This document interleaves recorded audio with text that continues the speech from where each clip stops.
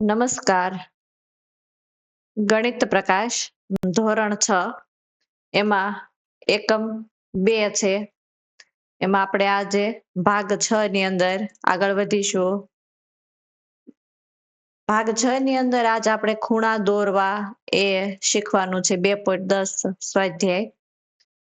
અત્યાર સુધી આપણે ખૂણાનું માપન કેવી રીતે કરવું એ શીખ્યા હતા. હવે કોણ માપકનો ઉપયોગ કરી અને આપણે નિશ્ચિત સંખ્યા આપી હોય એ માપનો ખૂણો કેવી રીતે દોરવો એ શીખવાનું છે. અહીંયા આપણને એના માટે સૂચના આપવામાં આવેલી છે કે કોણ માપકનો ઉપયોગ કરીને વિદ્યા 30 અંશનો ખૂણો દોરવા અને તેને ખૂણો TIN નામ આપવા માંગે છે. ખૂણો TIN માં I એ શિરોબિંદુ હશે, IT એ એની ભુજા હશે અને IN એ પણ એની ભુજા હશે. અહીંયા જેમ કે IN ને સંદર્ભ રાખીને આપણે સંદર્ભ શાનો રાખવાનો છે? IN નો રાખીને બીજી ભુજા IT એ 30 નું પરિભ્રમણ લેવું જોઈએ એ રીતે દોરવાનું છે. હવે આ વાતને આપણે ચિત્ર દ્વારા સમજીએ કે સંદર્ભ રાખવો એટલે કે એ રેખાને આપણે 0 અંશ પર રાખવાની છે. I શિરોબિંદુને આપણે કોણમાપકના કેન્દ્ર બિંદુ પર રાખવાનું છે અને જે IT રેખા છે એ એના પર 30 નું પરિભ્રમણ લે એ રીતે દોરવાની છે. આ વાતને આપણે સ્ટેપ બાય સ્ટેપ આપણને આપ્યા છે એમાં સમજીએ. આપણે આધારથી શરૂ કરીશું અને IN દોરીશું. સૌ પ્રથમ એક આવી ફૂટપટ્ટી વડે IN કિરણ દોરી દેવાનું. પગલું 2, આપણે કોણ માપકનું કેન્દ્ર બિંદુ I પર મૂકીશું અને IN ને 0 રેખા સાથે ગોઠવીશું. જો અહીંયા કોણ માપકનું કેન્દ્ર બિંદુ છે તે I ઉપર મૂકી દેવાનું અને આ IN રેખા 0 પર આવે એ રીતે આપણે કોણ માપકને ગોઠવી દેવાનું. હવે પગલું 3 જોઈએ કે 0 થી ચાલુ કરીએ એટલે જો અહીંયા આપણને એરો બતાવ્યો છે. 0 થી શરૂ કરીને કોણ માપક પર 30 ના અંશ ગણો. આવી રીતે તમે 10, 20 અને 30 પણ ગણી શકો છો અને અહીંયા અંક આપ્યા છે એ પણ જોઈ શકાય છે. અને ત્યાં આપણે આવું એક ચિહ્ન બનાવી દેવાનું છે, ડોટ બનાવી દેવાનું છે અને એને T નામ આપી દેવાનું છે. આટલું કર્યા પછી ચોથું સ્ટેપ કે ફૂટપટ્ટીનો ઉપયોગ કરીને બિંદુ I અને T ને જોડો. આ બિંદુ I છે, જોઈ શકો છો તમે, અને આ બિંદુ T છે. આ બંનેને ફૂટપટ્ટીનો ઉપયોગ કરીને જોડી દેવાનું છે. અહીંયા જે આપણને ખૂણો તૈયાર થઈને મળ્યો છે આ ખૂણો છે 30 અંશનો છે. તો આ ખૂણો દોરવો એ ખૂબ જ સરળ પ્રવૃત્તિ છે. તમે આ વિડીયોને પોઝ કરી અને સાથે સાથે દોરી પણ શકો છો. તમારા પુસ્તકમાં પણ આ સ્ટેપ આપેલા છે. આ રીતે તમે દોરી શકો છો. પરીક્ષામાં આપણને 30 નો, 50 નો, 60 નો, 110 નો જે પણ ખૂણો દોરવાનું કહેવામાં આવે તો તમે આ કોણ માપકને આ રીતે પેલા એક પ્રારંભિક કિરણ દોરી દેવાનું, આધાર કિરણ દોરી દેવાનું, એના પર 0 લાઈન પર ગોઠવી અને કેન્દ્ર બિંદુ શિરોબિંદુ પર આવે એ રીતે ગોઠવી જે અંકનો ખૂણો દોરવો હોય એ દોરી શકાય. દોરતી વખતે ખાસ ધ્યાન રાખવાનું કે જે દિશામાં આ તીર જતું હોય એ દિશાના 0 થી અંક ગણવાના છે. જો આપણે ઉપરના અંકો ગણીએ તો 30 તો અહીંયા આવે તો એ તો ખોટો ખૂણો બની જાય. પરંતુ આપણે જે દિશામાં આ કિરણ જાય છે એ તરફથી 0 થી ચડતા ક્રમના અંકો છે એને આપણે જોવાના છે. આગળ આપણને રમત આપવામાં આવેલી છે. આ રમત છે એના સ્ટેપ તમે વાંચી અને તમારા વિદ્યાર્થીના ગ્રુપ સાથે રમી શકો છો. તમે 2 ટુકડી પાડી શકો છો અને આ રમત રમી શકો છો. ત્યાર પછી બીજી પણ રમત આપેલી છે જેમાં થોડોક નિયમનો ફેરફાર કર્યો છે.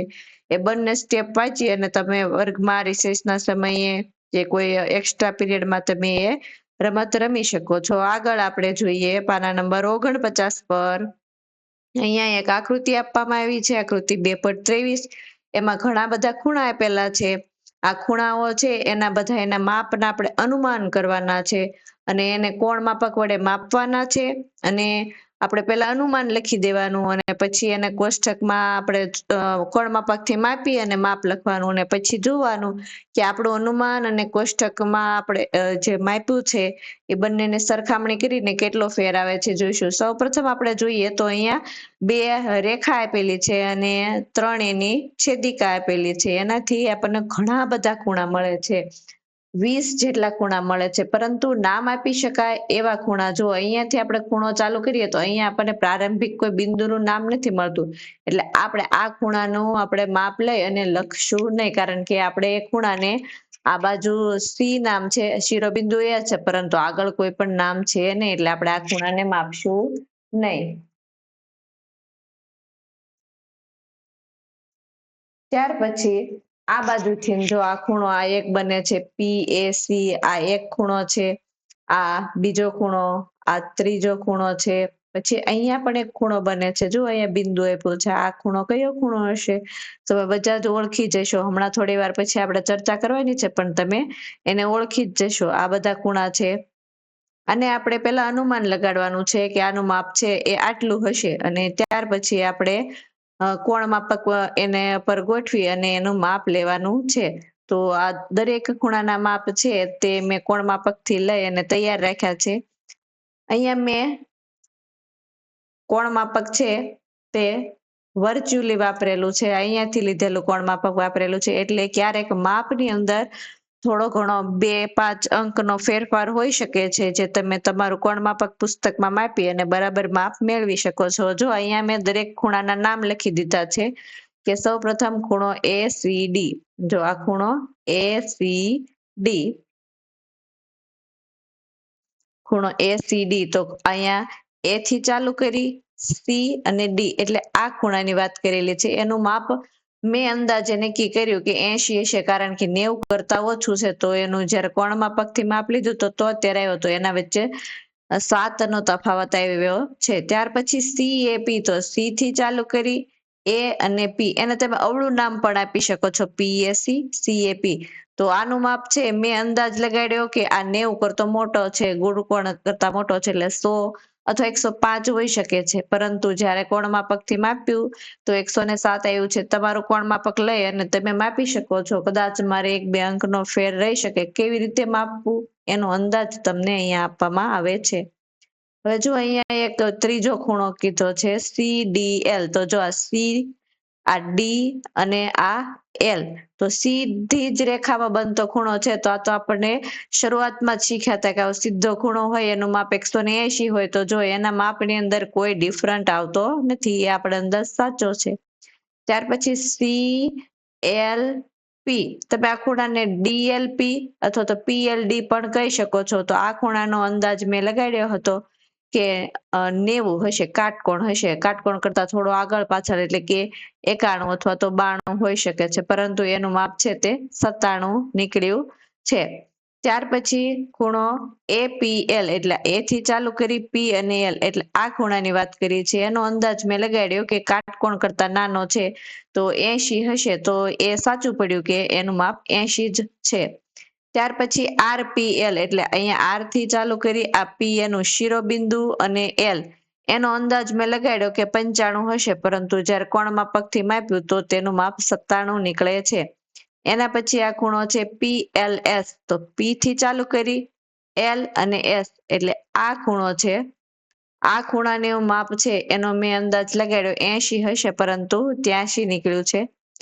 PRS, એટલે P થી ચાલુ કર્યો, R અને S, એટલે આ ખૂણાની વાત કરી, તો આ ખૂણો છે કાટકોણ કરતા મોટો લાગે છે, એટલે ગુરુકોણ, એટલે મેં અંદાજ લગાડ્યો કે 100 હશે, તો એનું માપ છે તે કોણ માપકથી 102 નીકળ્યું છે. એના પછી છે LSR, એટલે આ L થી ચાલુ કર્યો, S એનું શિરોબિંદુ અને R એનું એના પછીની ભુજા ઉપરનું બિંદુ, તો આ ખૂણાનું માપ જુઓ કાટકોણ કરતા ઓછું છે, એટલે મેં 70 ધાર્યું હતું, પરંતુ જો એનું માપ છે તે કોણ માપકથી આપણને 78 મળ્યું છે.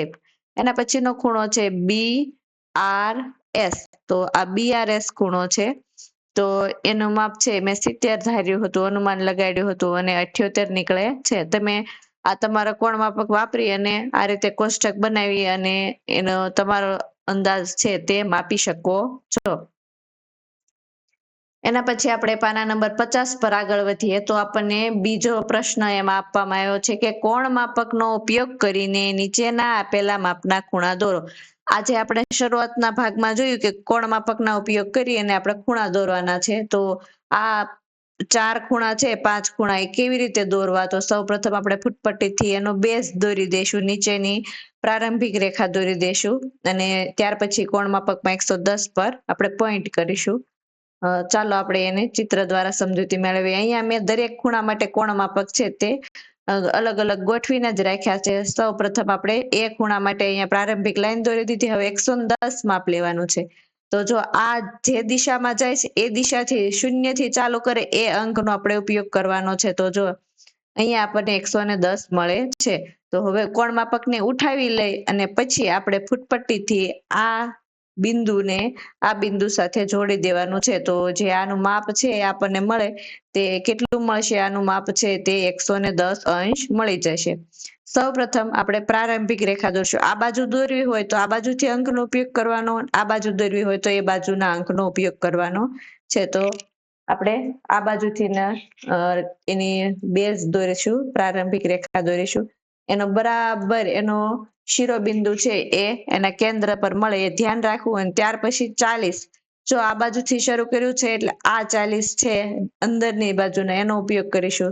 તો 40 પર ડોટ બનાવી દેવાનું અને ત્યાર પછી ફૂટપટ્ટી લઈ અને આપણે એને એના શિરોબિંદુ સાથે જોડી દેવાનો છે. તો આ જે ખૂણો તૈયાર થયો એ 40 ના માપનો ખૂણો આપણને બનેલો મળે છે.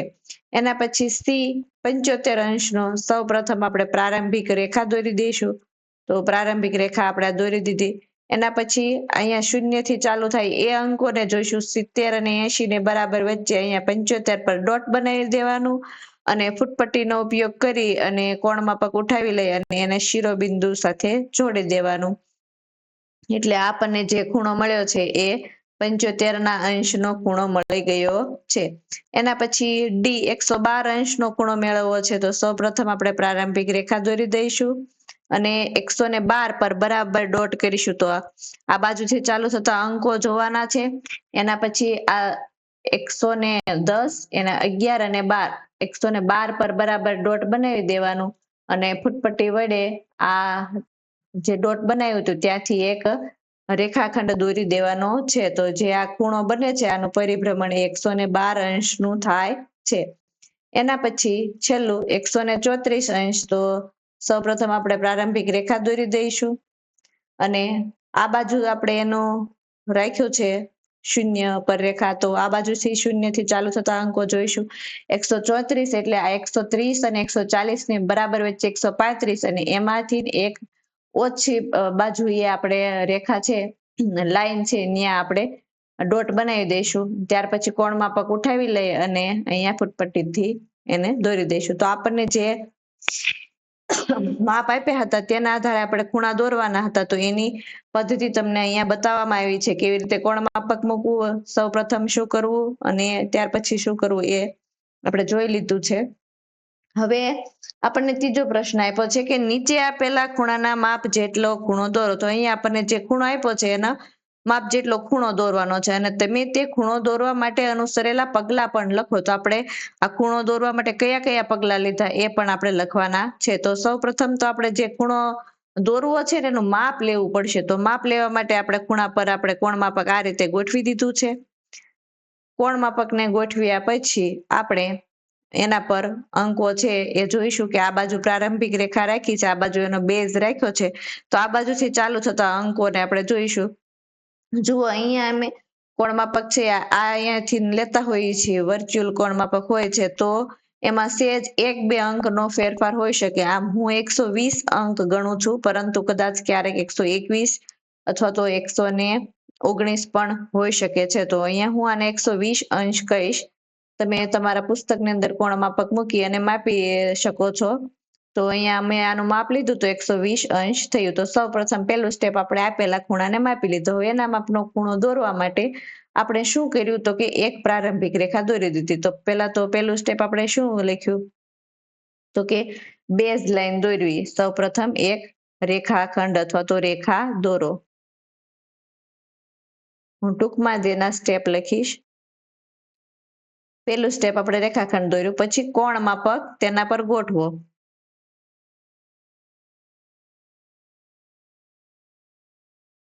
કોણ માપક ગોઠવતી વખતે બે બાબતનું ધ્યાન રાખવાનું છે. કઈ બે બાબતનું ધ્યાન રાખવાનું? તો કે કેન્દ્ર, કોણ માપકનું કેન્દ્ર છે તે શિરોબિંદુ પર રહેવું જોઈએ.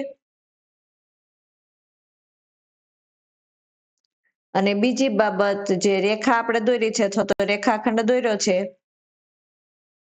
એ કોણ માપકની શૂન્ય પર હોવો જોઈએ. રેખાખંડ 0 અંશ પર હોવો જોઈએ. તો જો અહીંયા આપણે પેલા રેખાખંડ દોર્યો અને એના પર કોણ માપક ગોઠવ્યું છે, એ બીજું સ્ટેપ. એનું કોણ માપક ગોઠવતી વખતે અહીંયા આપણે જે ખૂણાનું શિરોબિંદુ છે ત્યાં કોણ માપકનું કેન્દ્ર બિંદુ અને જે આ રેખાખંડ છે તેને બરાબર 0 પર ગોઠવ્યો. એના પછી આપણે જે માપનો ખૂણો દોરવો હોય એ અંક પર નિશાન બનાવવાનું છે. તો જે માપનો ખૂણો દોરવો છે ત્યાં માપ પર બિંદુ દોરો.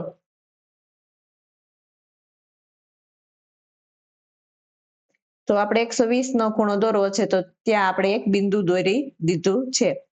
ત્યાર પછી એ આપણે બધાને નામ આપી દઈએ. તો સૌપ્રથમ જે આપણે રેખાખંડ દોર્યો તો એનું નામ આપણે આપશું એચ જે, અથવા તો આપણે જે કોઈ પણ બીજું નામ આપવું હોય તે રાખી દઈશું. રેખાખંડ દોરો એનું નામ આપણે આપ્યું હતું એચ જે. હવે શિરોબિંદુ એચ છે એના પર આપણે કેન્દ્ર બિંદુ ગોઠવું. પછી આ જે ડોટ આપ્યો એને આપણે નામ આપી દઈશું આઈ. તો એક માપ પર બિંદુ દોરવું એનું નામ આપણે આઈ આપ્યું. હવે આઈ થી એચ સુધી આપણે એક રેખાખંડ દોરવાનો છે. કોણ માપક ઉઠાવી લઈ અને આઈ થી એચ સુધી એક રેખાખંડ દોરવાનો છે. તો આપણે લખીશું કે આઈ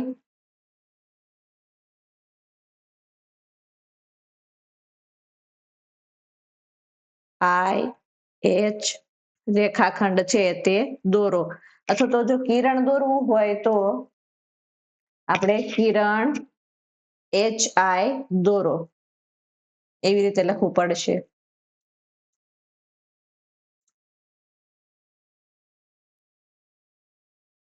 કિરણ એચ આઈ દોરો. અહીંયા આપણે કિરણનું નિશાન કરીશું અને અહીંયા પણ આપણે રેખાખંડના બદલે કિરણ જ લખીશું.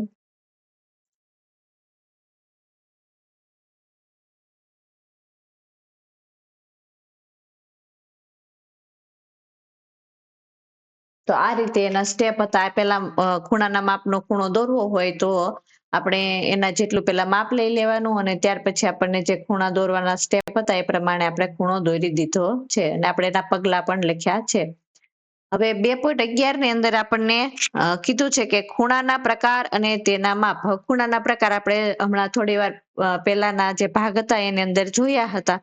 એનો આપણે અહીંયા પુનરાવર્તન કરાવ્યું છે કે આ પ્રકરણમાં આપણે ખૂણાના વિવિધ પ્રકારો વિશે વાંચ્યું. આપણે જોયું કે સરળ કોણ 180 અંશનો હોય છે અને કાટકોણ 90 અંશનો હોય છે. અંશ માપના સંદર્ભમાં ખૂણાના અન્ય પ્રકારો જે આપણને લઘુકોણ અને ગુરુકોણ આપ્યા હતા એને આપણે કેવી રીતે વર્ણવી શકાય? તો આપણે એનું વર્ણન છે એ નીચે જોયું તો કે લઘુકોણ એટલે જે ખૂણાઓ કાટખૂણા કરતા નાના હોય, કાટખૂણો એટલે 90 અંશ, એટલે કે 90 અંશ કરતા ઓછા હોય અને 0 અંશ કરતા મોટા હોય તેને લઘુકોણ કહેવાય છે. અહીંયા આપણને એના થોડાક ઉદાહરણો આપ્યા છે લઘુકોણના ઉદાહરણો. જો ખૂણો આર પી ક્યુ એનું માપ છે 40, તો 40 એટલે 90 કરતા ઓછું.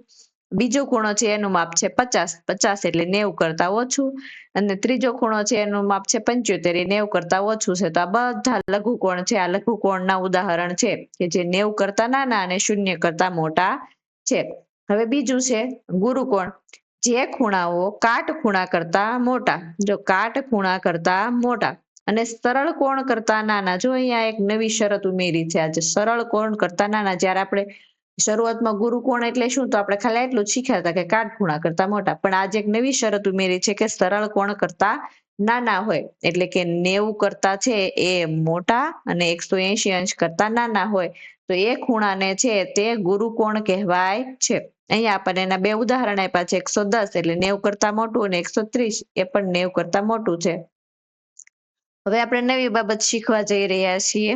શું આપણે ખૂણાના તમામ સંભવિત માપને આવરી લીધા છે? અહીં ખૂણાનો એક બીજો પ્રકાર છે. જો અહીંયા આપણને બધા માપ આપણે આવર્યા નથી એટલે આપણને નવો એક પ્રકાર વિશે અહીંયા માહિતી આપી છે કે વિપરીત કોણ. અત્યાર સુધી આપણે જોયું લઘુ કોણ, કાટકોણ, ગુરુકોણ, સરળ કોણ એ બધા જોયા, પરંતુ અત્યારે આપણે નવો ખૂણો જોઈએ છીએ વિપરીત કોણ, અને એનું બીજું નામ છે પ્રતિબિંબ કોણ. જે ખૂણાઓ સરળ કોણ કરતા મોટા અને પૂર્ણ કોણ કરતા નાના હોય.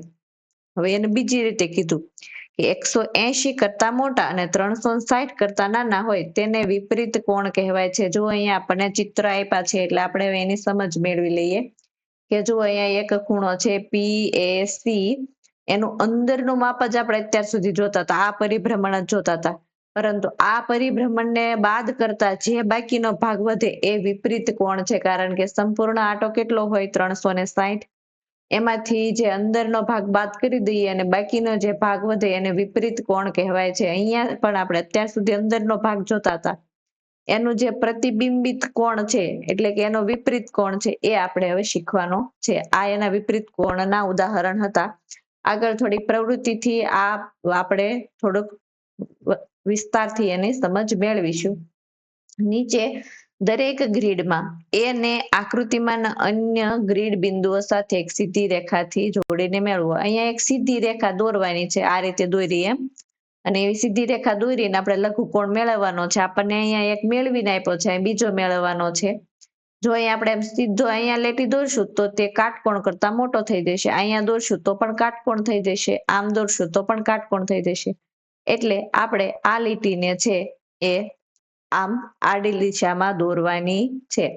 એટલે આ આપણને જે મળ્યો એ કેવો ખૂણો છે? લઘુકોણ છે. આગળ બીજા મહાવરા તરફ વધીએ, પાના નંબર 52 પર. એમાં આપણને બે ગુરુકોણ દોરવાનું કહ્યું છે. જો આપણે અહીંયા સીધી રેખા બનાવીશું તો કાટકોણ થશે, અને અંદર બાજુ દોરશું તો પણ કાટકોણ થશે. તો આપણે ગુરુકોણ મેળવવો હોય 90 કરતા મોટો, તો આપણે આને બહારની તરફ જ દોરવો પડશે. આપણે આમ ઉપર પણ દોરી શકાય છે, અથવા તમે આમ નીચે પણ દોરી શકો છો. આ રીતે દોરશું તો કાટકોણ મળશે, એટલે આપણે આને છે એ બહારની તરફ દોરી અને આને સરળ કોણ મેળવી શકાય છે. અથવા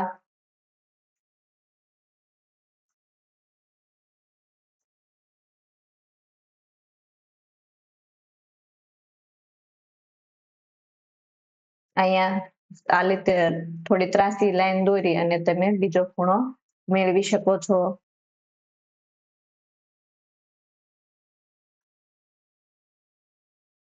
આ રીતે ગુરુકોણ મળી શકે છે. આ રીતે અલગ અલગ રીતે આપણને ગુરુકોણ છે તે મળી શકે છે. હવે અહીંયા આપણને વિપરીત કોણ મેળવવાનું કીધું છે. વિપરીત કોણ મેળવવો હોય તો એ કોઈ પણ ખૂણો દોરી અને એનો બહારનો ભાગ છે તે વિપરીત કોણ બની જાય છે. જો અહીંયા આપણે એક ખૂણો દોરી દીધો, અંદરનો ભાગ છે એ જો આપણે દર્શાવીએ, જો આ બધા છે આ તો ગુરુકોણ બનશે, પરંતુ એની બહારના જે ખૂણા છે તે એના આ બધા વિપરીત કોણ મળશે. અહીંયા પણ આપણે આ દિશામાં એક દોરી દઈએ. જો આપણે અંદર દર્શાવીશું તો તે લઘુકોણ મળશે, કાટકોણ મળશે, પરંતુ આપણે બહારની સાઈડ આને દર્શાવીએ છીએ એટલે આ કેવો કોણ મળશે? વિપરીત કોણ મળશે. ઈચ્છિત ખૂણાઓને દર્શાવવા માટે વક્રથી ચિહ્નિત કરો. આપણે વક્રથી ચિહ્નિત કર્યા છે. તમારા માટે એક ઉદાહરણ કરી આપેલ છે. આપણને શરૂઆતમાં એક ઉદાહરણ કરી આપેલું હતું. હવે એમાં આ સ્વાધ્યાયની અંદર આપણે બીજો પ્રશ્ન જોઈએ કે કોણ માપકનો ઉપયોગ કરીને દરેક ખૂણાનું માપ શોધો. પછી દરેક ખૂણાને લઘુકોણ, ગુરુકોણ, કાટકોણ અથવા વિપરીત કોણ તરીકે વર્ગીકૃત કરો. અહીંયા જુઓ આપણને એક આકૃતિ આપવામાં આવેલી છે. એમાં આપણે દરેકનું માપ મેળવવાનું છે અને આપણે એને લઘુકોણ છે, કાટકોણ છે, ગુરુકોણ છે એ રીતે આપણે એને ચિહ્નિત કરવાના છે.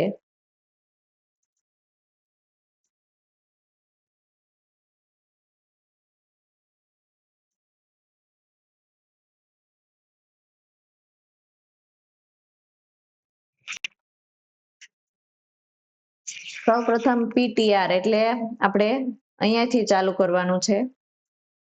આ P, T અને R, તો આનું માપ મેળવવાનું છે. કોણ માપકનો ઉપયોગ કરીશું. કોણ માપકને બરાબર એના કેન્દ્ર પર ગોઠવીશું. જો આ કોણ માપક છે એમાં કદાચ 1-2 પોઈન્ટ આગળ પાછળ પણ હોઈ શકે છે તમારો કોણ માપક છે એનાથી તમે ચોક્કસ માપ છે તે મેળવી શકો છો અહીંયા મને એનું માપ 30 મળે છે તમને કદાચ 31 કે 32 આ પણ મળી શકે છે જો તમને એવું મળતું હોય તો તમે તમારી મેળે સુધારી લેશો આપણે એના વાંચન કરીશું કે આપણે પ્રારંભિક રેખા છે શૂન્ય પર ગોઠવી કેન્દ્ર પર કેન્દ્ર ગોઠવ્યું અને જે બાજુ આપણે પ્રારંભિક રેખા છે એ બાજુથી અંકો જોતા આપણને ખૂણા પીટીઆર નું માપ છે એ 30 અંશ મળી જાય છે એના પછી ખૂણો પી ટી ક્યુ માપવાનો છે તો પી ટી ક્યુ છે એનું માપ તમે જોઈ શકો છો તો આપણને 60 અંશ મળે છે એના પછી પીટીડબલ્યુ તો પીટીડબલ્યુ છે એનું માપ છે તે આપણને 100 અને 110 ની બરાબર વચ્ચે એટલે 105 મળે છે પીટીડબલ્યુ અલગ અલગ રીતે આ કોણ માપકને મૂકવાથી એનું માપ છે એ આપણને અલગ અલગ મળતું હોય છે આ સીધું જ કમ્પ્યુટરમાં મૂકતા હોવાથી ક્યારેક થોડોક માપમાં ફેર પડી શકે છે તમે તમારું કોણ માપક આવી રીતે ગોઠવી અને તમે માપ મેળવી શકો છો અહીંયા માત્ર કેવી રીતે કોણ માપક મૂકવું અને કેવી રીતે એના માપ મેળવવા એ તમારે વિશેષ જોવાનું હોય છે તો આ પીટીડબલ્યુ છે એનું માપ આપણે અહીંયા જોયું તો આપણને 105 મળી જાય છે હવે આપણે એનું WTP એટલે કે આ ડબલ્યુ ટી અને પી પણ એનો વિપરીત કોણ જે અહીંયા બહારનું પરિભ્રમણ આપણને વક્રથી દર્શાવ્યું છે એનું માપ આપણે લેવાનું છે તો વિપરીત કોણ છે એનું માપ લેવું હોય તો કેવી રીતે લેવાનું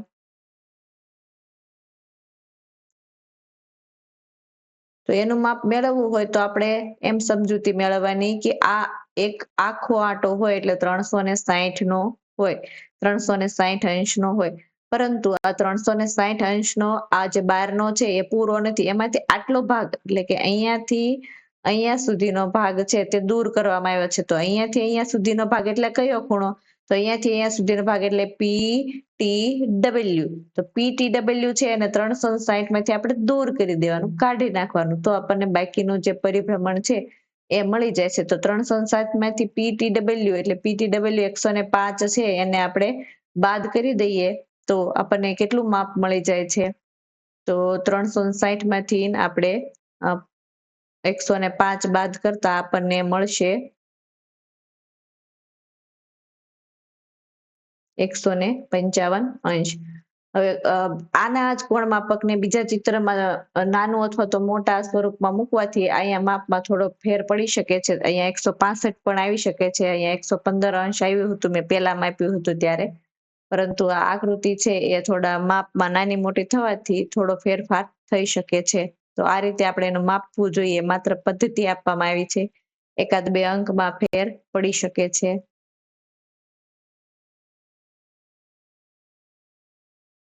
હવે અહીંયા આપણને ચાલો શોધીએ એવો પ્રશ્ન આપ્યો છે કે આ આકૃતિમાં ખૂણો TER તો જે આ ખૂણો TER છે 80 અંશનો છે તો આપણે જોઈ લઈએ કે કયા ખૂણાની વાત કરી છે તો TER એટલે કે આટલું પરિભ્રમણ છે એની વાત કરેલી છે 80 અંશ છે અને BET નું માપ શું છે તો આપણે જોવાનું આ B આ E અને T તો હવે આપણને એનું માપ તો આપ્યું નથી અને આપણે કોણ માપકનો ઉપયોગ કરીને શોધવાનું પણ નથી કીધું તો આપણે વિચાર કરીએ કે શું હશે માપ તો આ ખૂણો આટલો છે એનો બાકીનો આ ખૂણો છે આપણે શોધવાનો છે તો આટલું જ પૂરું થતા આપણા તરત મગજમાં આવી જાય છે કે ખૂણો BER બની ગયો જો આ ખૂણો BER એટલે કે એક સરળ કોણ છે ને એક સરળ કોણ કેટલો હોય 180 અંશનો જ્યારે આપણને એક ખૂણાનું માપ આપવામાં આવેલું છે TER તો આ TER છે એમાંથી બાદ કરી દઈએ તો જે BER હતું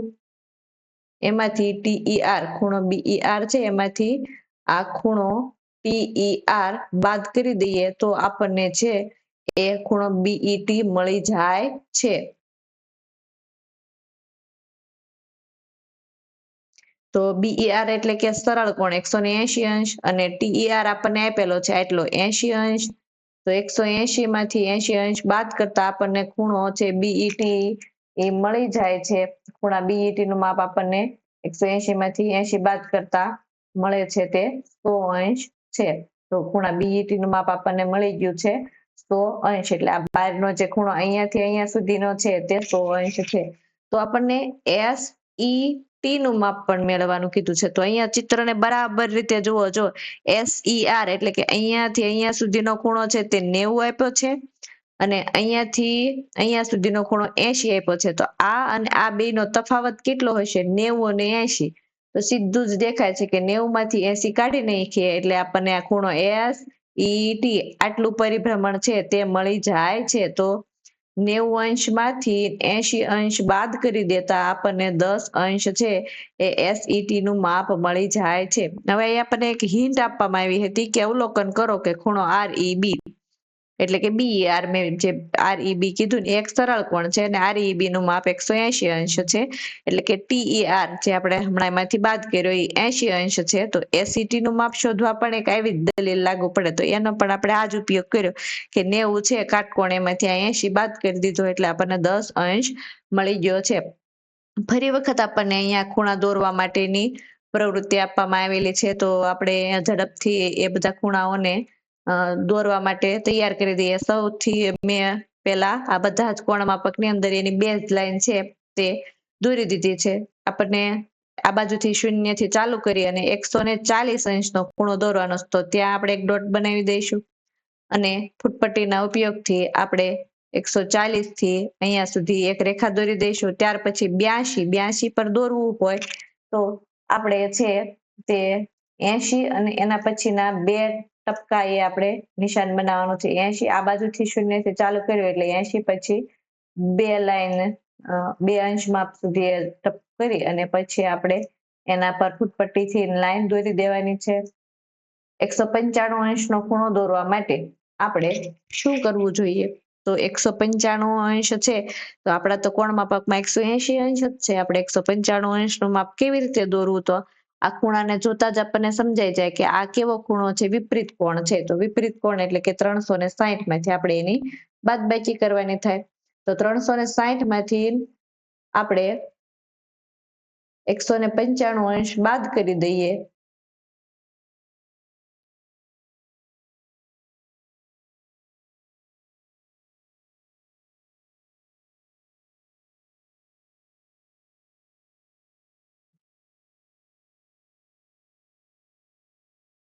તો 165 અંશ વધે છે. તો આપણે 165 અંશનો પહેલા ખૂણો દોરી દઈએ અને પછી જે બહારનું પરિભ્રમણ વધે એ કેટલું હશે? 195 અંશનું હશે. તો જો અહીંયા આપણે બેઝ લાઈન દોરી અને 165 અંશનો છે તે ખૂણો દોરી દેવાનો છે. તો અહીંયા 165 પર ડોટ બનાવીને ત્યાંથી એક રેખા દોરી દેવાની, અને હવે 195 અંશનો ખૂણો કયો હશે?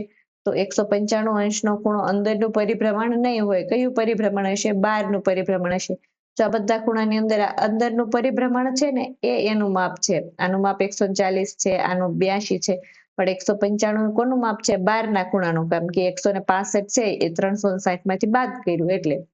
એના પછી 35 અંશ 70 અંશનો ખૂણો દોરવાનો છે. તો આ રીતે બેઝ લાઈન દોરી કોણ માપકને એના શિરોબિંદુ સાથે મેળવી, શૂન્ય રેખા સાથે એની પ્રારંભિક રેખાને મેળવી અને ફૂટપટ્ટીથી અહીંયા ડોટ બનાવી અને એને જોડી દેવાનું રહેશે તમારે. હવે આપણને 35 અંશનો ખૂણો દોરવાનો કીધો, તો 30 અને 40 ની બરાબર વચ્ચેથી આપણે ડોટ દોરીને ફૂટપટ્ટી વડે આ રીતે એને જોડી અને આ રીતે તમે ખૂણા દોરી શકો છો. અહીંયા આપણને બધા ખૂણા માપવાના કીધા છે, અંદાજ લગાવવાનો કીધો છે, અને પછી કોણ માપક વડે માપવાના કીધા છે, અને એના માપ લખીને આપણે એને કાટકોણ છે, લઘુકોણ છે, ગુરુકોણ છે કે વિપરીત કોણ છે એ આપણે લખવાનું છે. ચિત્ર જોઈને જ આપણને ખબર પડી જાય છે કે હા છે એ લઘુકોણ છે, આ ગુરુકોણ છે, આ વિપરીત કોણ છે. તો ચાલો આપણે ઝડપથી આપણે એમાં જોઈ લઈએ કે કયો ખૂણો કયા માપનો છે. તો અહીંયા મેં દરેકની ઉપર કોણ માપક ગોઠવીને એનું માપ છે તે અંદાજ લગાડીને લઈ લીધું છે. અહીંયા મારા આકૃતિની અંદર સેજ નાની મોટી આકૃતિ થવાથી ક્યારેક માપની અંદર થોડો ફેર પડી શકે છે. તો તમે જોઈ લેશો. એ છે એનું માપ આપણને મળે છે. તો એનું માપ છે તે 45 અંશ મળ્યું છે. એ ખૂણો હતો એનું માપ છે 45 અંશ છે. બી છે એનું માપ છે 165 અંશ છે. અહીંયા તમે ચિત્રમાં જોઈ શકો છો કે અહીંયા એનું શિરોબિંદુ આવી રીતે ગોઠવી અને 165 પર એનો અંક જાય છે. જો અંદરના લેવાના છે કારણ કે એની પ્રારંભિક કિરણ આ બાજુ જાય છે. સી આકૃતિ છે તો એનું માપ 120 અંશ છે. નીચે ડી આકૃતિ છે એનું માપ છે 30 અંશ છે. ઈ આકૃતિ છે એનું માપ 95 અંશ છે. અને એફ આકૃતિ છે એ વિપરીત કોણ છે. જો અહીંયા વિપરીત કોણ છે એટલે માત્ર 10 નો જ ખૂણો અંદરનો બને છે. તો એ 10 નો ખૂણો આપણે માપી લઈ. એને 360 માંથી બાદ કરી દીધા તો જે વિપરીત કોણ હતો બહારનો એ કેટલા અંશનો મળે છે? એ 350 અંશનો મળે છે. તમારો કોણ માપકને વ્યવસ્થિત ગોઠવી અને તમે આના માપ મેળવી શકો છો. હવે આપણે એને લઘુકોણ છે કે ગુરુકોણ છે એમાં વિભાજન કરશું તો જે ખૂણો એ પછી ખૂણો ડી એ બંને છે એ લઘુકોણ છે.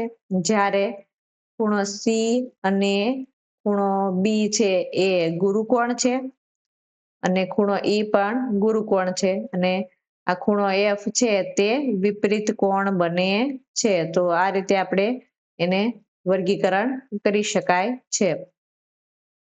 હવે આપણને અહીંયા એવું કીધું છે કે 3 લઘુકોણ હોય અને એક કાટકોણ હોય અને 2 ગુરુકોણ હોય એવી આકૃતિ બનાવો. તો આપણે આકૃતિ બનાવવાનો પ્રયત્ન કર્યો છે. ચાલો આપણે જોઈ લઈએ કે 3 આપણને એવું કીધું હતું શરતમાં કે 3 લઘુકોણ હોય. તો ત્રિકોણની અંદર જુઓ 3 લઘુકોણ છે તો 3 લઘુકોણ થઈ જાય.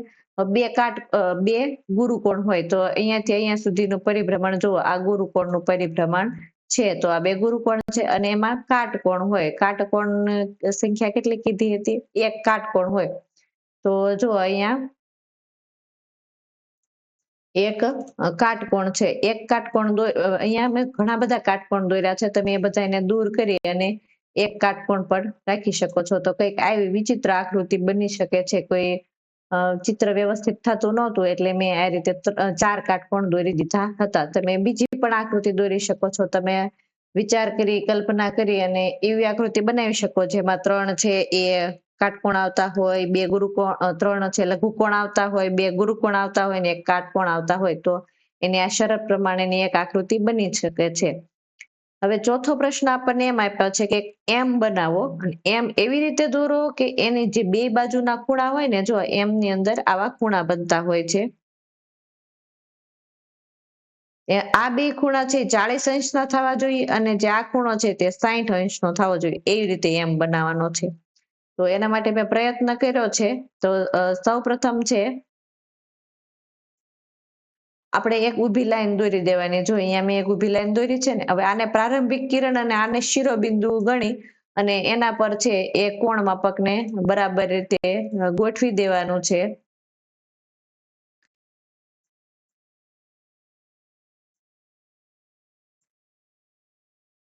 અને 40 નું માપ થતું હોય જો અહીંયા 40 નું માપ થતું હોય ત્યાં આ રીતે એનો ડોટ બનાવી અને એક લાઈન દોરી દેવાની. ત્યાર પછી આને કેન્દ્ર બિંદુ રાખી કોણ માપકને આ દિશામાં રાખી અને 40 આને કેન્દ્ર રાખી અહીંયા કેન્દ્ર રાખવાનું અને એને આ દિશામાં ગોઠવવાના અને પ્રારંભિક રેખા બતાવવાની આ રેખાને અને પછી 60 નો ખૂણો થતો હોય એ રીતે કોણ માપકને આપણે ફેરવવાનું છે.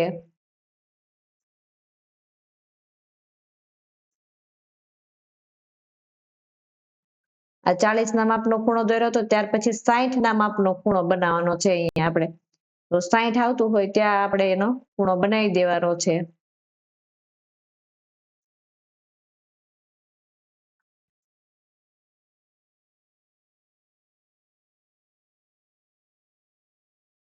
તો અહીંયા 60 આવતું ત્યાં બનાવી દીધો. ત્યાર પછી એને કેન્દ્ર રાખીને આપણે આ રેખા મેળવવાની છે. તો આપણો એમ છે એ કંઈક આવો બને છે. ત્યાર પછી બીજી શરત આપેલી હતી કે અક્ષર વાય એવી રીતે દોરો કે જેથી બનતા ખૂણા છે 150 એટલે કે જો અહીંયા બહારની સાઈડનો ખૂણો છે ને આ 150 અંશનો થવો જોઈએ. આ પણ 150 અંશનો થવો જોઈએ અને આ 60 અંશનો થવો જોઈએ. એ રીતે આપણે આને દોરવાનું છે. તો એમાં પણ એક પ્રારંભિક રેખા છે એને દોરી અને આ કેન્દ્ર રાખી અને એના પર જો આ 150 નો અહીંયા જે ખૂણો થતો ત્યાં ડોટ બનાવીને એક રેખા બનાવી દીધી. એ જ રીતે કોણ માપકને આ રીતે ફેરવીને 60 થતો ત્યાં એક ડોટ બનાવી દીધો એટલે આ ખૂણો છે ઓટોમેટિક 150 નો થઈ જાય કારણ કે 150 150 એટલે 300 અને આ 60 એટલે 360. આ સંપૂર્ણ પરિભ્રમણ છે એ કેટલું હોય? 360 નું હોય એટલે 150 અને 60 નો દોરવાથી એની પછીનો ખૂણો છે આપોઆપ 150 નો મળી જાય છે. તો આ રીતે તમે કોણ માપકને ગોઠવી અને આ ચિત્રો છે એ બનાવી શકો છો. હવે પાના નંબર 54 પર આપણને અશોક ચક્ર દોરીને આપ્યું છે અને એને લગતો આપણને એક કોયડો આપેલો છે કે અશોક ચક્રમાં 24 આરા હોય છે. એકબીજાની પાસે આવેલા બે આરા વચ્ચેના અંશનું માપ શું છે? તો પેલો પ્રશ્ન છે આપણે જોઈએ કે અશોક ચક્ર છે એટલે એક વર્તુળ છે સંપૂર્ણ આટો અને સંપૂર્ણ આટો એટલે એનું માપ શું હોય? 360 અંશ. અશોક ચક્રમાં આરા કેટલા હોય? 24. તો એના 24 ભાગ પાડવાના છે. તો એના 24 ભાગ પાડતા એક ભાગની વચ્ચે જેટલું માપ છે બે ખૂણાની વચ્ચે એની અંદર 24 ખૂણા પડે છે. આ જે બધા ખૂણા પડે છે ને એ 24 ખૂણા પડે છે. તો એક ખૂણાનું માપ કેટલું હશે આપણે મેળવવું હોય તો આપણે એને આની સાથે ભાગાકાર કરવો પડે છે. તો આનો ભાગાકાર કરતા એનું માપ આવે છે 15 અંશ આવે છે. તો આ જે એક ખૂણો બનતો હોય ને બે આરા વચ્ચેનો એનું અંશ માપ છે એ 15 અંશ હોય. હવે બે આરાઓ વચ્ચે બનતો સૌથી મોટો લઘુકોણ કીધું છે, ગુરુકોણ આપણે નથી મેળવવાનો. તો સૌથી મોટો છે એ લઘુકોણ કયો મળે? તો જો આ બે આરા છે એની વચ્ચેનો ખૂણો 15, હજી બીજા બે મેળવો એટલે 30, 45, 15, 45, 15 ચોક 60, 15 પંચા 75 ને 15 છક 90. જો 6 આરા લઈ લેવી તો આ ખૂણો છે એ 90 ના માપનો થઈ જાય. તો આપણે 90 તો લેવાનું નથી. તો ક્યાં સુધી આપણે ચાલ્યું? તો કે એક ખૂણો, બે આરા, 3, 4 અને 5. 5 આરા સુધી આપણે એનો લઘુકોણ મળી શકે છે. તો બે આરા વચ્ચે બનતો સૌથી મોટો લઘુકોણ કેટલો બને છે? તો કે 75 અંશનો બને છે. આ અહીંયાથી આ આરો લેવાનો અને અહીંયાથી આ આરો લેવાનો. તો અહીંયા જે બધો ખૂણો બને છે અહીંયા સુધીનો એ 75 અંશનો બને છે. આ ખૂણો લેવાનો નથી. જો એની પછીનો આરા વચ્ચેનો ખૂણો લઈ લઈએ તો 90 નો બની જાય છે. તો આ રીતે આપણે એને સમજી શકાય છે કે બે આરા વચ્ચે બનતો સૌથી મોટો ખૂણો છે 75 નો છે અને નજીકના બે આરા વચ્ચે નાનામાં નાનો ખૂણો 15 નો બને છે. તો એની સમજૂતી આપણે મેળવી હતી. હવે પછી એક આપણને કોયડો આપવામાં આવેલો છે. તો એ કોયડાને આપણે સમજીએ.